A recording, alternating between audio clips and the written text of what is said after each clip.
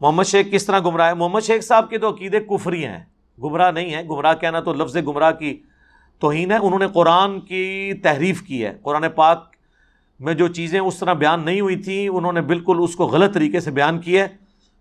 تو لہٰذا یعنی پاکستان میں اگر کسی طبقے یا گروہ کی تکفیر ہو سکتی ہے نا، تو ان لوگوں کے بعض نظریات کی تکفیر ہو سکتی ہے جس طریقے سے وہ بیان کریں. البتہ باتیں وہ کئی ٹھیک بھی کرتے ہیں. ہمارا تو اصول یہ ہے کہ جو صحیح بات کرے وہ لے لو، غلط بات کرے تو چھوڑ دو. صحیح بات تو شیطان کرے. صحیح بخاری میں حدیث موجود ہے نا 2311 کہ انسانی شکل میں آ کے شیطان نے وظیفہ دیا تھا آیت الکرسی کا. تو نبی الاسلام فرمایا ہے تو شیطان تھا، جھوٹا تھا، لیکن بات اس نے سچی کی.